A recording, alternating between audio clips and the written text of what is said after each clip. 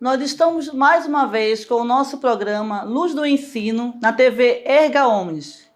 Queremos agradecer primeiramente a Deus e também a todos vocês que nos assistem no decorrer da semana e aos sábados.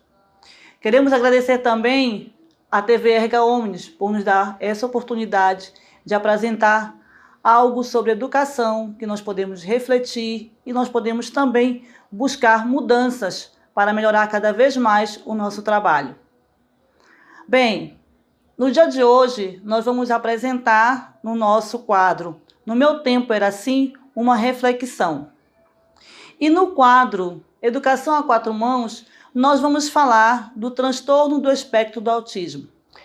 E claro, nós também temos o nosso amigo Denis Andrade na sua viagem literária. Fique conosco. Logo depois do nosso comercial, voltamos com a nossa programação.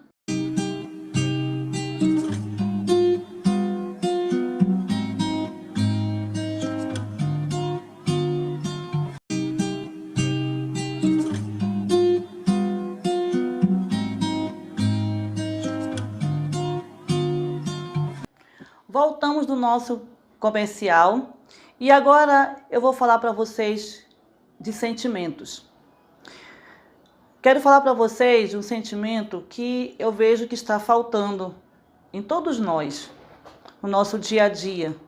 Talvez essa balbúrdia do cotidiano, corre-corre, tantos trabalhos, né, que nós temos que fazer no nosso dia a dia, tem nos deixado um pouco frios, secos com as pessoas que nos cercam.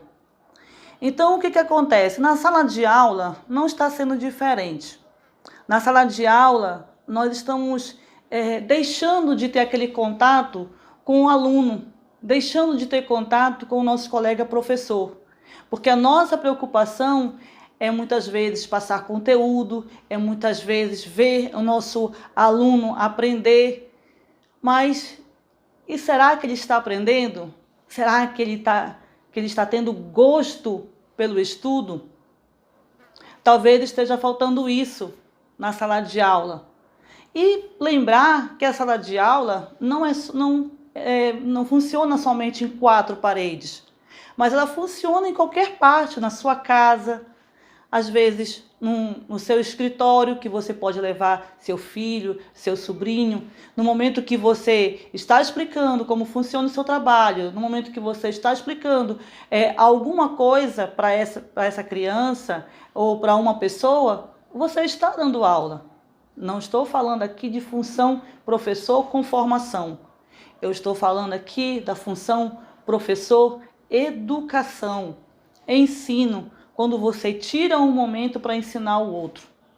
E quando você tira um momento para ensinar o outro, você precisa de um sentimento muito importante para que você possa fazer com gosto, para que você possa ter segurança, equilíbrio naquilo que você está fazendo. Esse sentimento se chama amor. Na sala de aula, no ensino, nós precisamos ter amor. Nós precisamos ter carinho, não só pelo que nós estamos fazendo, mas carinho por aquele que está nos ouvindo, por aquele que está nos cercando. Em fazer entender, fazer com que essa criança, o aluno, entenda que ele precisa aprender, e para ele aprender, ele precisa ter gosto, ele precisa gostar de ir para a escola, ele precisa gostar de sentar em casa, na frente de um caderno, na frente de um livro, porque ele necessita desse aprendizado. Esse conhecimento ele vai levar para o resto da vida.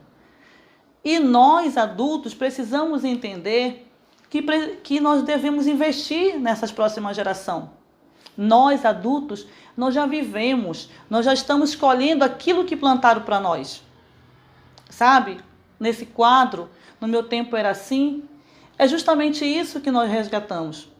O sentimento do amor, porque quando você sente saudade, você fala com amor, você fala com emoção, com carinho, com compaixão. Se nós plantarmos isso para as próximas gerações, com certeza nós vamos estar deixando como legado um mundo melhor, pessoas melhores. São nas pessoas que nós devemos investir. E onde tudo isso começa? Na família, no seio familiar. Às vezes as pessoas dizem assim: os valores foram esquecidos, deixaram de existir ou mudaram. Não, gente. Os valores continuam iguais. Amor, compaixão, respeito, responsabilidade, continua a mesma coisa. Eles só precisam ser passados, ser ensinados. E existem formas de ensinar isso, pelo exemplo. Então é na família que começa todo esse trabalho com o teu filho, desde o momento que ele está no ventre da mãe. Avós, tios, pais. Quando você passa carinho para uma mãe grávida, você está passando carinho, amor para aquela criança que vai nascer. Quando você tem seu filho no colo, mãe, é com amor que você olha para a criança. Então, para você amar, para você ensinar com amor, não precisa você passar a mão na cabeça. Você pode ser firme, né? Você pode falar com firmeza, dizer o não, dizer o sim com firmeza, mas com amor, sabe? Com aquele olhar de carinho, de respeito pelo outro. Você pode dizer todas as verdades para o teu filho, ou para aquele que você está ensinando, você pode dizer com amor. E a verdade, ela tem que prevalecer. Quando você fala com amor, a verdade, ela não dói tanto no outro, mas ela consegue acolher e entender que realmente, quando está sendo ensinado com amor, é que aquilo dali vai servir futuramente. Então vocês vão ter agora um vídeo onde retrata aquilo que eu estou falando para você, essa condição, esse amor que eu estou falando para você, esse vídeo vai retratar para vocês. Vocês vão ver, eu quero assim que vocês olhem com carinho, com atenção e reflitam.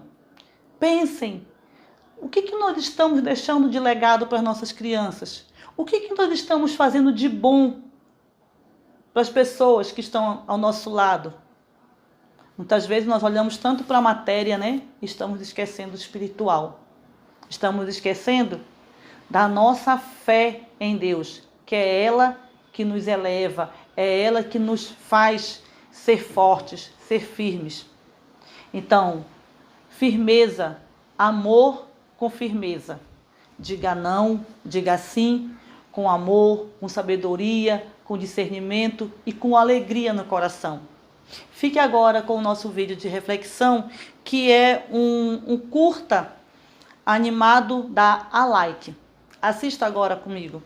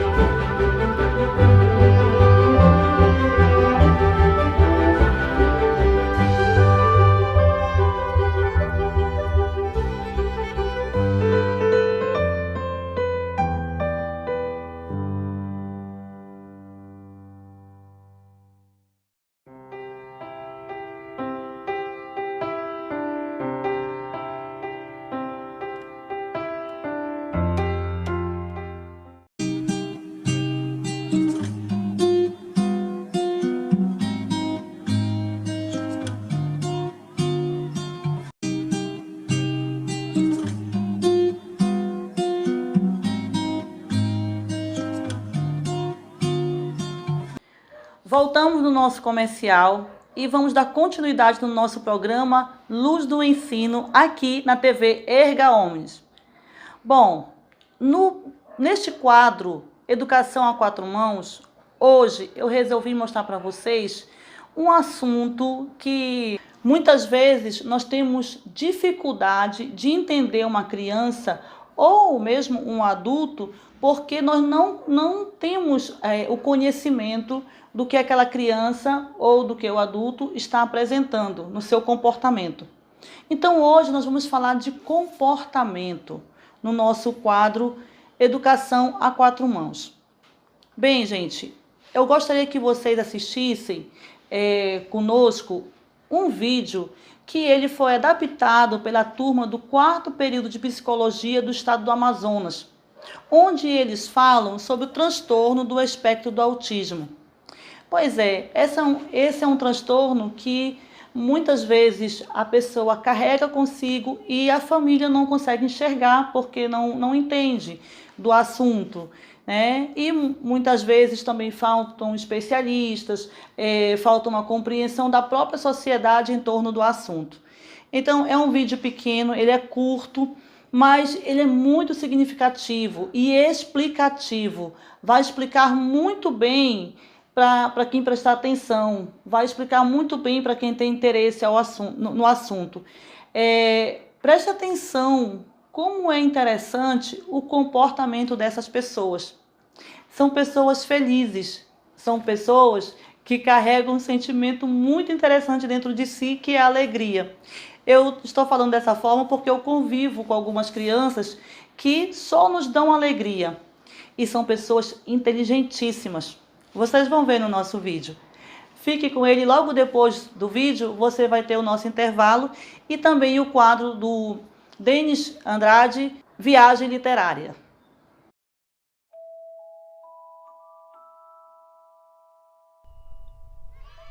Todos nós somos diferentes e isso é maravilhoso.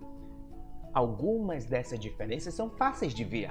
Altura, cabelo, gênero, cor dos olhos e assim por diante. Outras diferenças não podem ser vistas. Nossa comida favorita, medos ou habilidades especiais. Curiosamente, a maneira que vemos o mundo também é diferente. Por exemplo, o que você vê nesse desenho? A maioria das pessoas enxergam um pato, mas alguns de vocês podem ter visto um coelho. O que quer que tenham visto está correto, está tudo bem. É só uma brincadeira com o desenho para mostrar que todos os cérebros funcionam diferente. O cérebro é o computador do seu corpo. Ele funciona de forma diferente para cada um de nós e controla a maneira como você aprende, e é por isso que cada um de nós domina uma habilidade diferente, controla a maneira como você se sente, e é por isso que cada um de nós sentimos emoções diferentes, e como você se comunica. Às vezes o cérebro se conecta de tal maneira que afeta os sentidos e a forma como nós percebemos situações e interações. Isto é conhecido como autismo.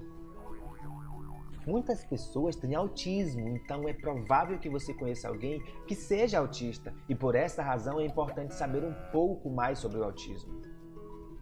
O circuito dentro de um cérebro autista às vezes pode fazer com que a pessoa domine tarefas que outros acham difíceis, como matemática, desenho ou música.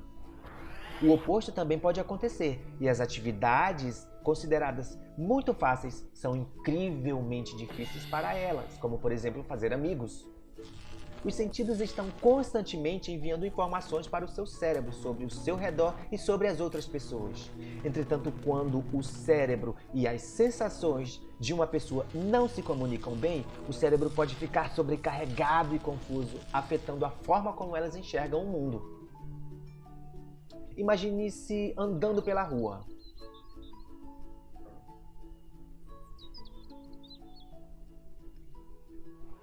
Esta é a forma como o cérebro autista pode vivenciar esta mesma caminhada. Assustador, não? Infelizmente, em muitos casos, a pessoa não consegue dizer em palavras como se sente. Então, mesmo que dentro da cabeça dela esteja um caos, para quem a vê por fora, parece que está tudo bem. Contudo, elas são incapazes de pedir ajuda. Todos nós desenvolvemos comportamentos que nos ajudam a ficar calmos em situações desconfortáveis. Podemos desviar o olhar, nos abraçarmos, roer as unhas, ficar agitados, morder os lábios e assim por diante. Da mesma forma, pessoas autistas desenvolvem comportamentos que as ajudam a lidar com esses momentos intensos. Essas ações podem parecer estranhas, mas são apenas a maneira deles se sentirem mais calmos. Quando isso acontece, significa que eles estão tendo um momento difícil. Então a coisa mais gentil a se fazer é não piorar esse momento. Ficar bravo, ignorar ou zombar deles. Lembre-se que só porque um PlayStation não consegue ler um jogo de Xbox, não significa que ele esteja danificado. Pessoas com autismo precisam de amigos que estão dispostos a dedicar tempo para conhecê-las. Com uma boa comunicação e bastante paciência, todos se sentirão melhor.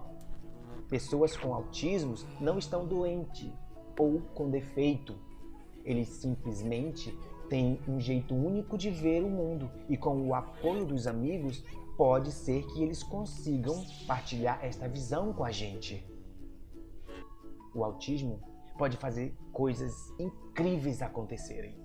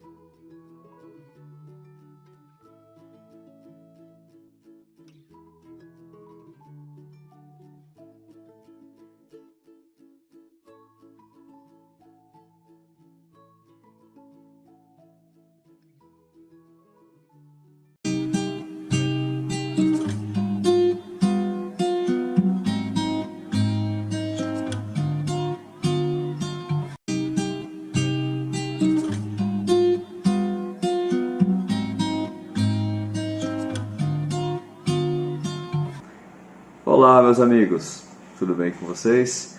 Eu sou Denis Andrade e esse é o quadro Viagem Literária.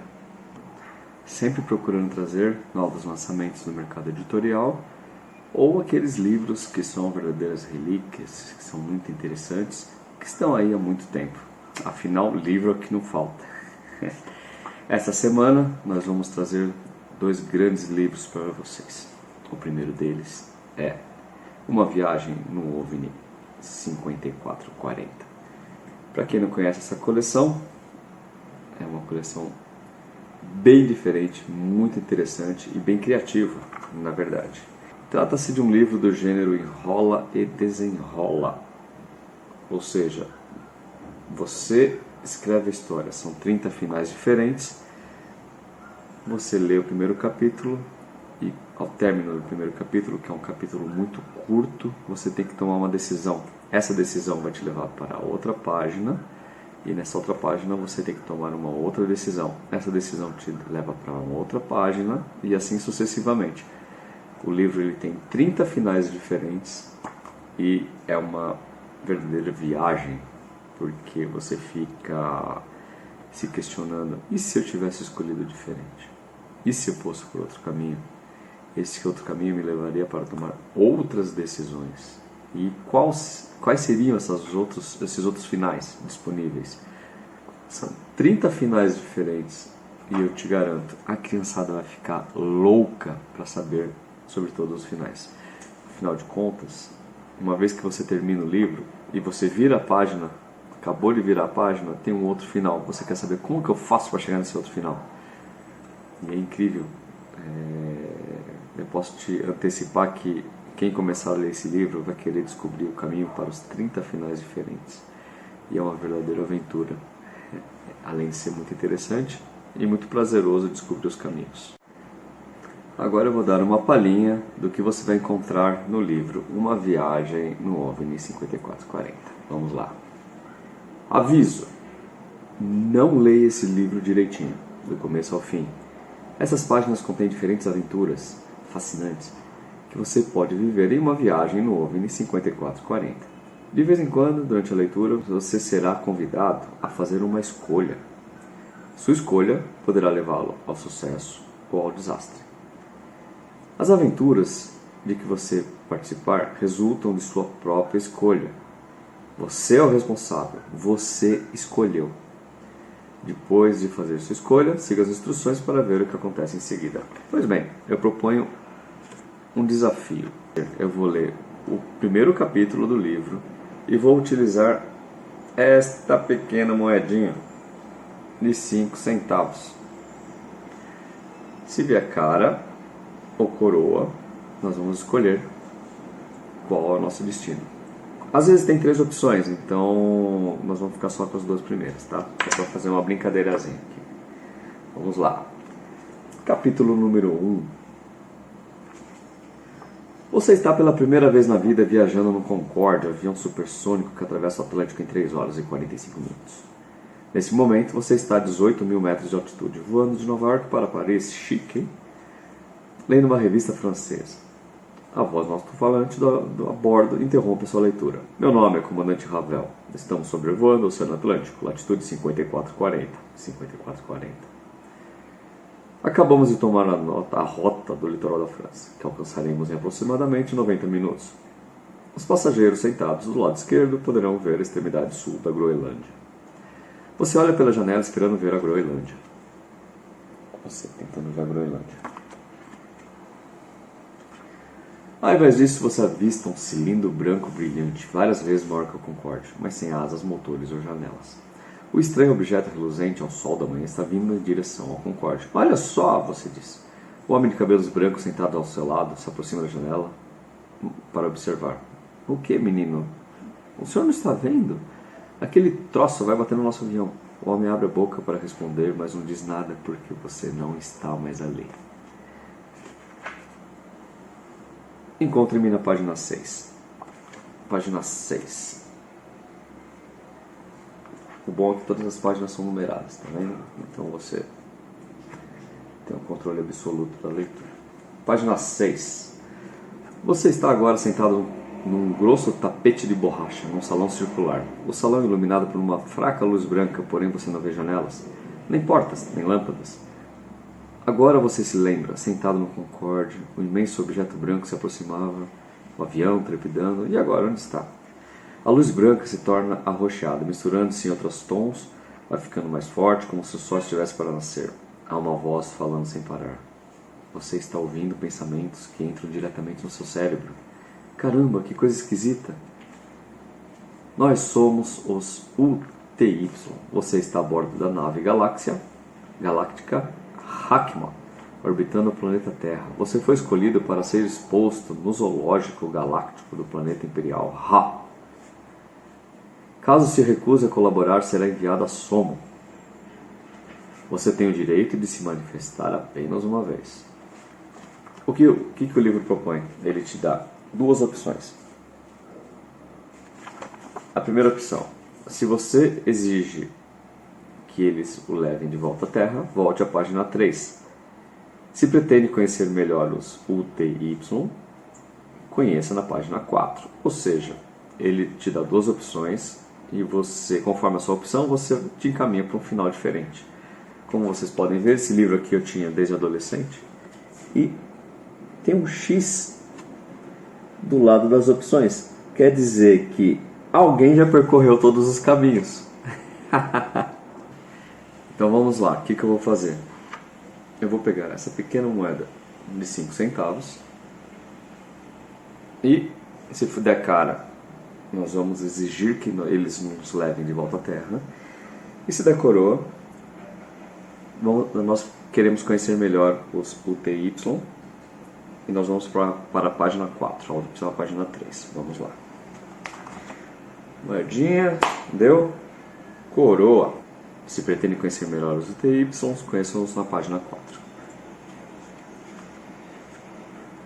Eu quero saber mais sobre vocês. Por que vocês resolveram visitar a Terra? Nós estudamos o povo da Terra tal como vocês estudam as bactérias com microscópios. Viemos à procura de Última, o planeta do paraíso. Opções. A. Se você quer se oferecer para ajudar os UTYs a encontrar Última, ofereça-se na página 22. Se você pretende perguntar aos UTY por que eles acreditam na possibilidade de encontrar Última visitando a Terra, pergunte na página 25, opção A ou opção B. O que você escolheria? Nós aqui vamos na moedinha. Vamos lá. Deu cara. Opção A. Se você quer se oferecer para ajudar, vá para a página 22. Página 22. Eu vou ajudá-los a encontrar o Última, você diz. Você quer nos ajudar? Isso é ótimo. Agora vá para a Câmara dos Terráqueos. Você é puxado como se fosse por um ímã invisível ao longo de um corredor curvo e comprido que vai dar num enorme salão. Pelo menos 12 pessoas estão ali sentadas nas poltronas macias e almofadadas no chão. Você vê um pescador, uma mulher vestida com uma túnica, um homem com roupas de samurai, uma mulher com pele morena, cujos cabelos escuros vão até assim. O guerreiro samurai se encaminha para você e faz uma mesura. Bem-vindo à Câmara dos Habitantes da Terra. Como você, nós somos prisioneiros dos UTY. Há quanto tempo você está aqui? 600 anos. Desde a época dos shoguns do Japão. Nesse tempo, aprendi muito sobre o universo e sobre a Terra, inclusive a sua língua. Aqui ninguém envelhece? Não, os UTY nos mantêm com a mesma idade que tínhamos quando fomos capturados. Você olha ao redor, algumas pessoas estão lendo, outras assistem a uma espécie de televisão. Uma menina mais ou menos da sua idade toca flauta. Uma música bonita e você pergunta quantos séculos ela vem praticando. Em seguida, se depara num velho com longos cabelos brancos e olhos azuis brilhantes. O rosto tem uma expressão serena e você imagina que seja um sábio. Uma menina de cabelos compridos e um rapaz louro estão sentados no outro canto. Eles estão de pernas cruzadas e com os braços dobrados no colo. Ambos parecem estar em transe, mas quando você olha para eles, a menina sorri como se eu esperasse. Olá, eu sou Kim Lee, diz ela. Duas opções. Se você resolver conversar com o velho de aparência tranquila, vá para a página 37. Se prefere conversar com Kim Lee, converse na página 117. Vamos lá. Cara ou coroa? Eu, coroa. Conversar com Kim Lee, página 117. Você fica conversando com Kim Lee durante um bom tempo. Por algum motivo, tem a impressão de que está surgindo ali uma amizade duradoura. Será que temos alguma chance de fugir? Pergunta. Kim Lee põe a mão no seu ombro. Nós somos borboletas numa rede, capturados pelo UTY. Daqui a pouco tempo, bem pouco tempo, a Hakima, que é a nave, deixará a Terra e rumará rumo ao seu planeta Ra, seu novo lar, a centenas de anos-luz de distância. Nunca mais veremos a Terra. Eu tenho que sair daqui, grita você. Quero me encontrar com os UTY. Talvez eles me ouçam. Kim Lee dá de ombros. Eu poderia ensinar a você como chegar até os UTY, mas aviso logo. Quem foi, nunca voltou. Opção A. Você está decidido a se encontrar. Recue à página 38. Opção B. Prefere deixar a companhia de Kim Lee e explorar a nave. Vá para a página 8. Cara. Venha comigo, diz Kim Lee. Nós os acharemos. Mas lembre-se, se dissermos as coisas erradas, eles nos prenderão para sempre. Sua nova amiga o leva por uma série de corredores compridos e sinuosos. Às vezes vocês chegam a paredes que se dissolvem ao toque da mão, tornam a se formar assim que vocês passam. De repente, os UTY surgem diante dos seus olhos. 3 esferas do tamanho de bolas de basquete e nada mais. Eles flutuam no ar, reluzindo como nuvens rosas e violetas ao sol do poente. O que farão eles? Que perguntas vão fazer? A princípio nada acontece. Você quer falar, mas não tem coragem. Será que as luzes pulsantes estão hipnotizando? Por alguns instantes você se pergunta se continua vivo ou se entrou em um transe pós-vida em outro universo. Vozes sonoras como um acorde de órgão soam dentro do seu cérebro.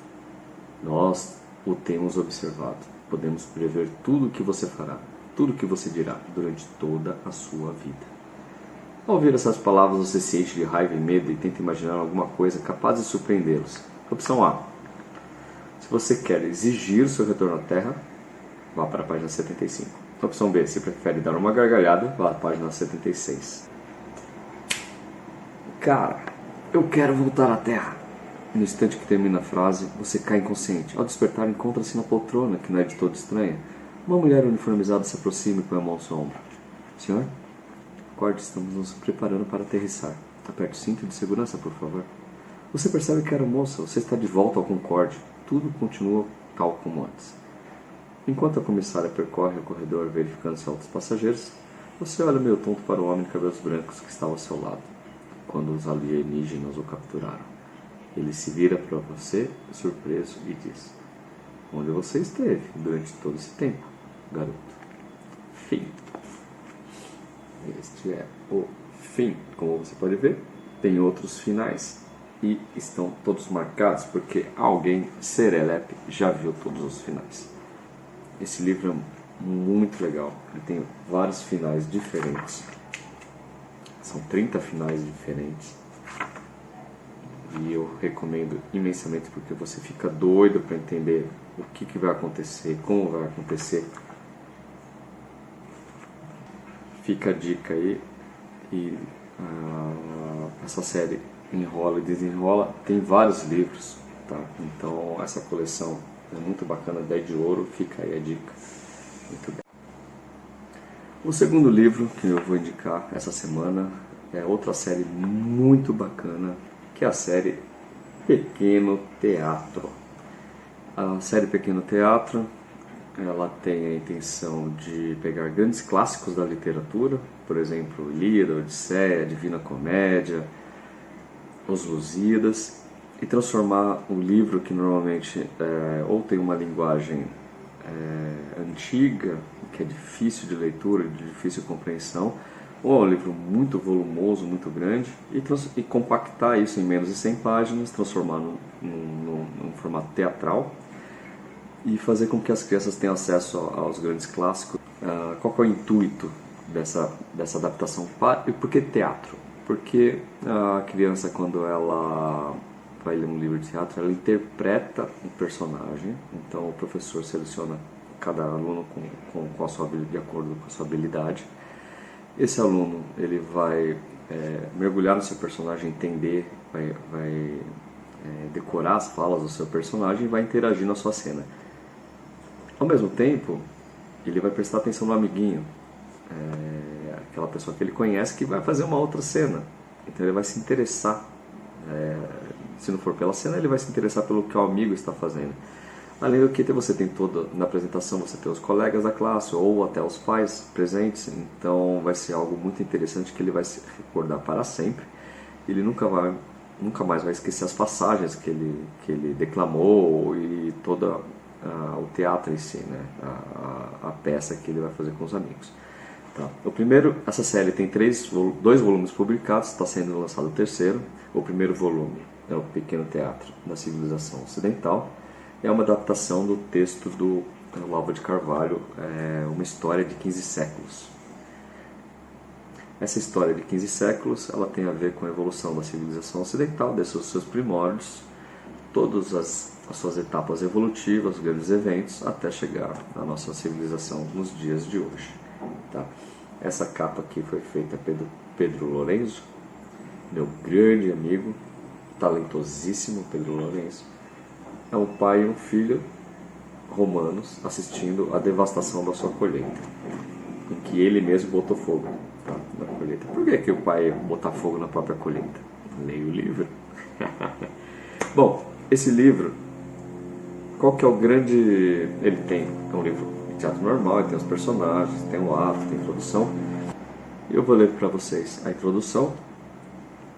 Ele tem uma introdução que explicando como que o funcionamento do livro e do que ele trata. Os personagens retratam importantes eventos da civilização ocidental, como o advento da escrita, as primeiras leis, dramatizam a origem dos conceitos como ética e moral, certo e errado, a origem dos reinos, a origem da democracia e do populismo. Abordam de maneira lúdica e simples como o comércio gerou riqueza, incitou revoluções e mudou o nosso mundo. São 13 atos, e seus diálogos contêm apenas uma cena simples. Estão organizados em uma sequência de encenações pormenorizadas sobre a origem dos nossos costumes ou dos eventos que nos levaram a importantes processos históricos e suas consequências, costurada por uma linha narrativa introdutória. Tá? Os eventos são independentes, porém a linha narrativa costura os eventos. Uma sequência. A peça teatral inicia-se com um pequeno prólogo e segue uma sucessão de atos que abordam as seguintes épocas. Daí você tem todas as épocas abordadas.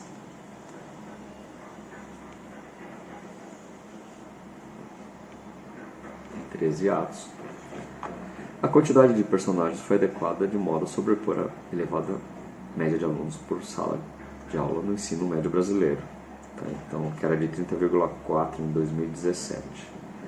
Dessa maneira, abre-se a possibilidade para que todos os alunos de uma sala de aula ou os escolares de salas distintas participem da encenação.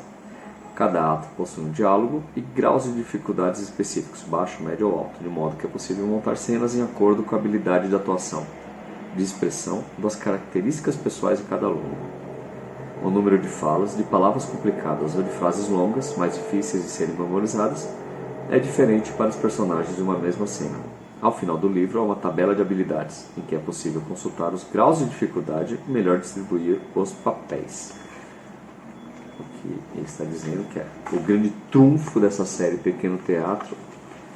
No final do livro você tem uma tabela de habilidades, tá? Em que você tem cada personagem, a quantidade de falas, palavras difíceis, a quantidade de frases, e se é difícil, se é médio, baixo ou alto, o grau de dificuldade desse personagem. Assim o professor não precisa ler todo o livro, entender cada personagem para distribuir os papéis. Ele simplesmente vem nessa tabela de habilidades e já está tudo mastigadinho para ele. Uma mão na roda para o professor. Bom, eu separei aqui alguns capítulos. Tá? Todos os capítulos são ricamente ilustrados, tá? Que é sobre a Grécia,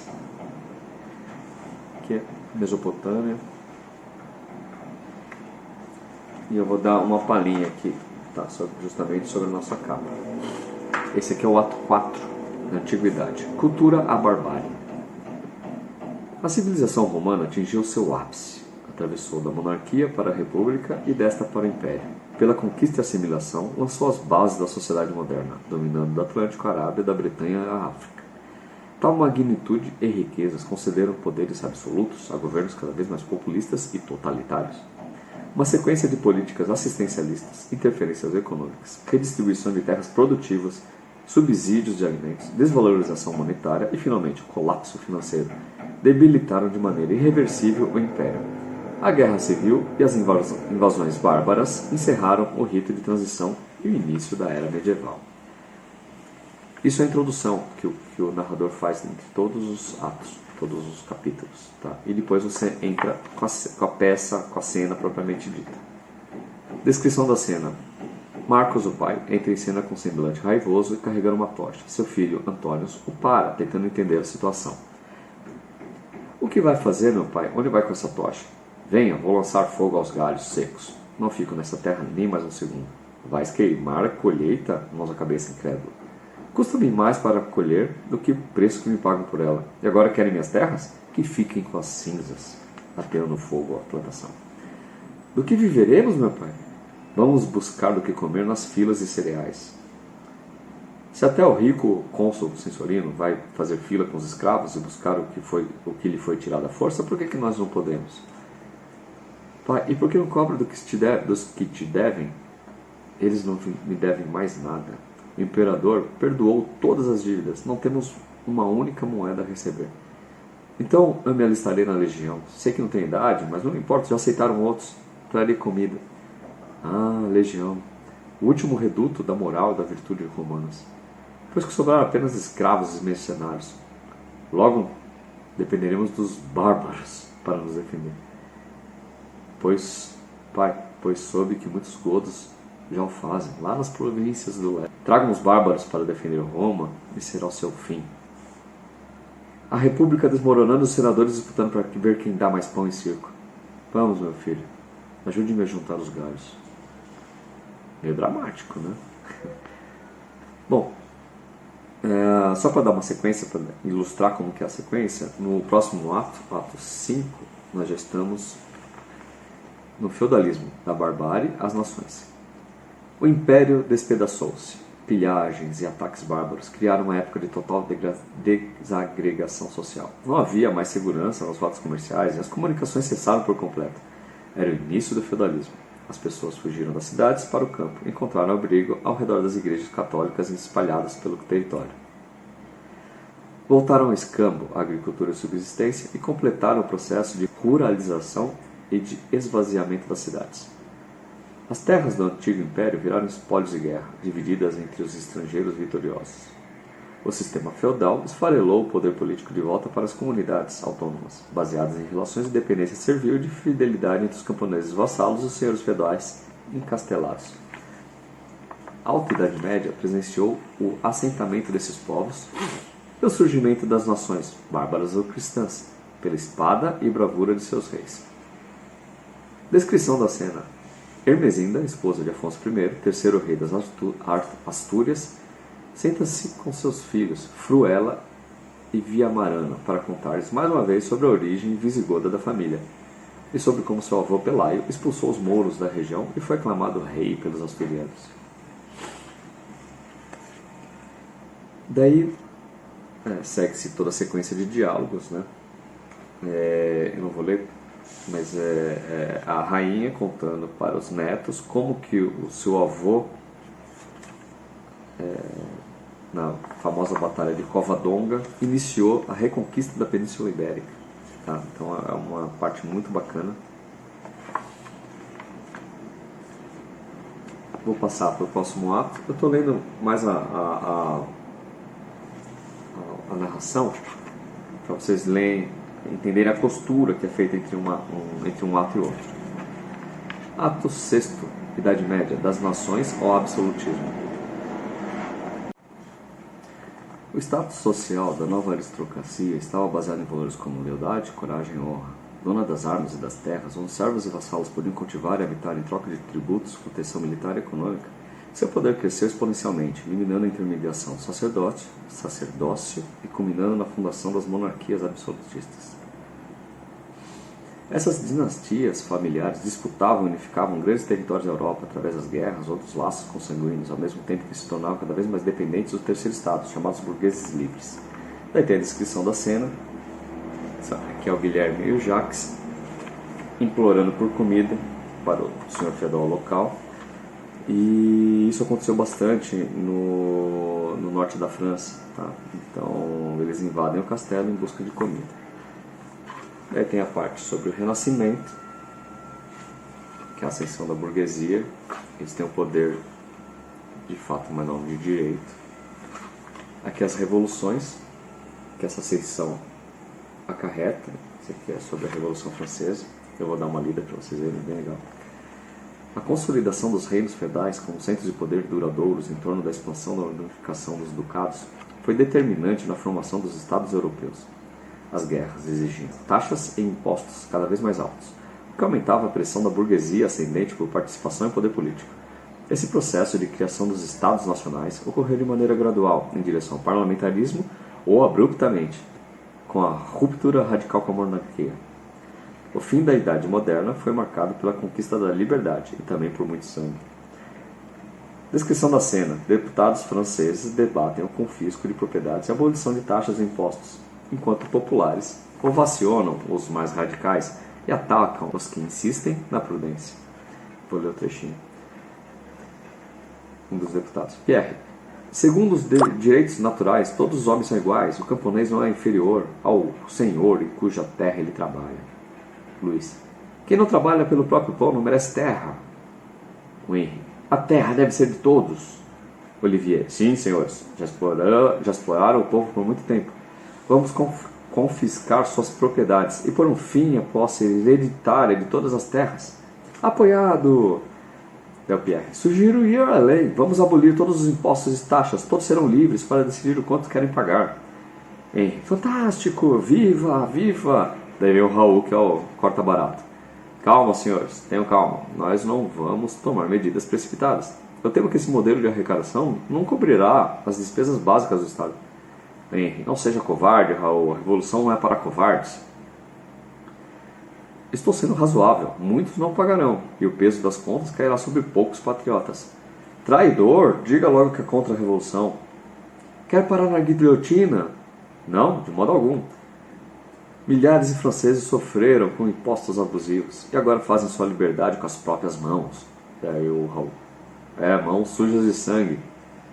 A liberdade exige uma renovação completa, diz Pierre. Novas ideias, novas leis, novos costumes. É preciso destruir tudo para criar um novo mundo.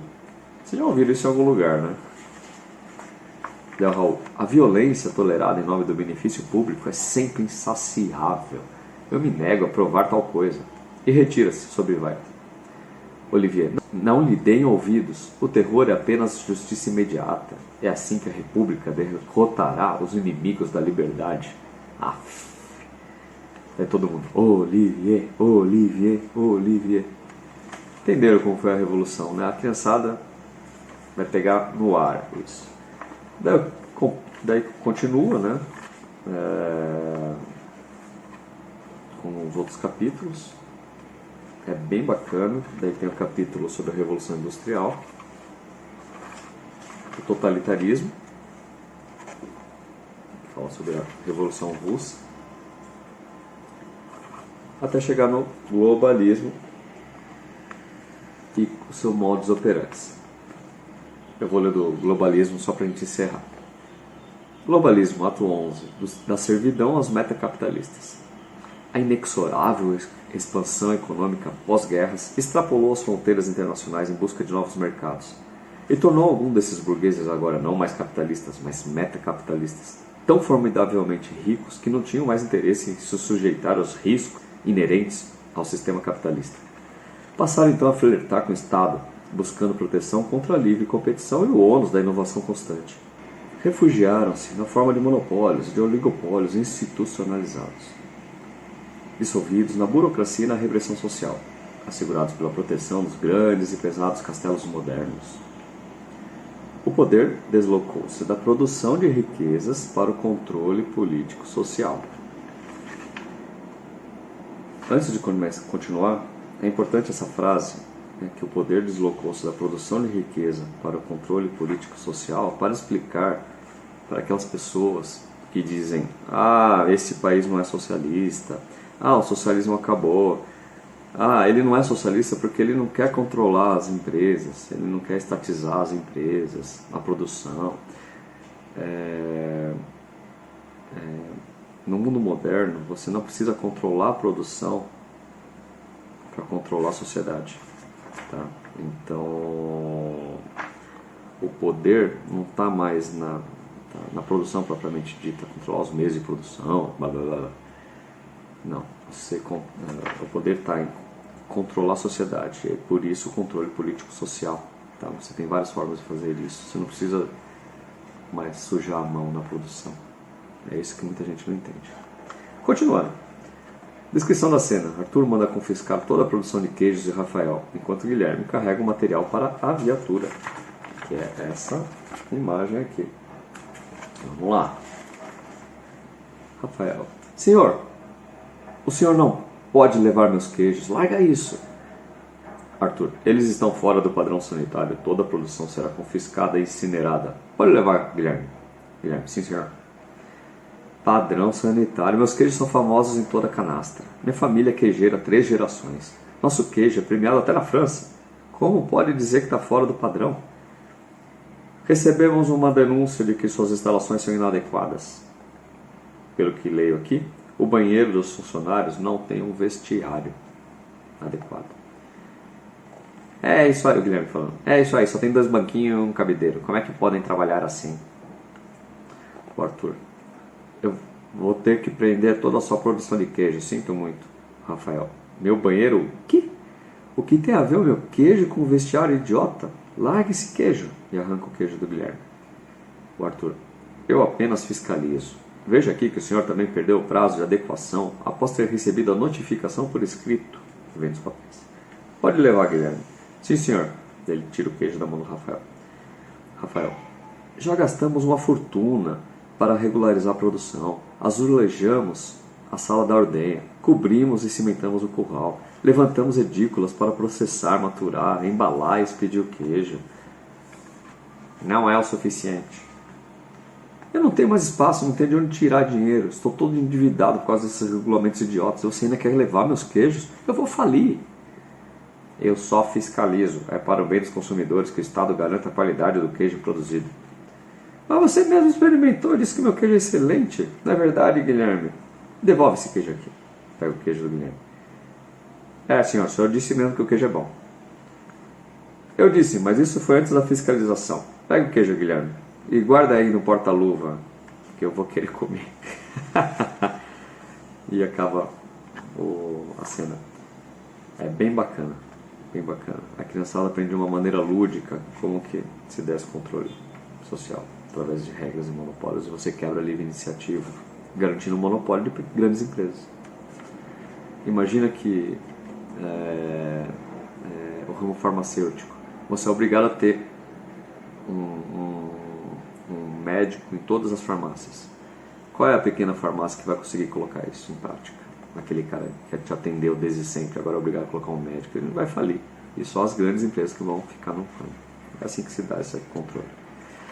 O outro ato dos métodos capitalistas da internet, esse aqui fala sobre mudanças climáticas, tá? Teve a participação do meu querido amigo Ricardo Felício, todo mundo conhece. Eu não vou ler, vou deixar vocês com água na boca. E é isso, gente. E assim vai até o final, tá? Um livro muito bacana. Eu vou ler aqui a contracapa só para finalizar. No momento em que o homem cunhou um traço em um pedaço de argila e disse, isso é um porco, ele não apenas transformou uma coisa em uma ideia, mas começou a criar simbologias e padrões, crenças e posturas que, compartilhadas por muitos, trouxeram harmonia, criaram culturas e unificaram povos. Por sua vez, o homem moderno é um refém do imediatismo. Ele despreza os aspectos formais, as regras de conduta ou a substância das formas. Um pedaço de argila riscado é nada mais do que isso. Esse individualismo não demanda mais uma simbologia, um padrão, sequer imaginação. Sem a necessidade de referências, o relativismo reina e as palavras se separam das realidades conceituais. Onde o individualismo e a desarmonia predominam, quando um kippah é apenas uma touca e a hóstia meramente um pedaço de pão, a impressão e o exagero imperam. Um pai não compreende mais o seu filho. Precisamos reabilitar nossa identidade cultural, ancorar novamente nossos vínculos comunitários, resgatar o sentido original das palavras. Esse é o objetivo desse pequeno teatro, desse livro específico, tá? A série tem 2 livros lançados e mais um que vai sair, que é o Pequeno Teatro da Liberdade. Esse é o objetivo desse pequeno teatro, de relacionar os grandes eventos da história a um puro e nobre sonho metafísico, que os estudantes hão de levar ao longo de suas vidas como uma abóbada protetora sobre o seu sistema de valores. Muito bem! Isso aí, senhoras e senhores, Pequeno Teatro da Civilização Ocidental, da BKCC Livros. Você pode encontrar em todas as livrarias virtuais, no próprio site da editora, bkcc.com.br. É um imenso prazer passar essas 2 super dicas culturais para vocês, esses 2 livros maravilhosos. Espero que tenham gostado e até a próxima semana. Um grande abraço. Até mais.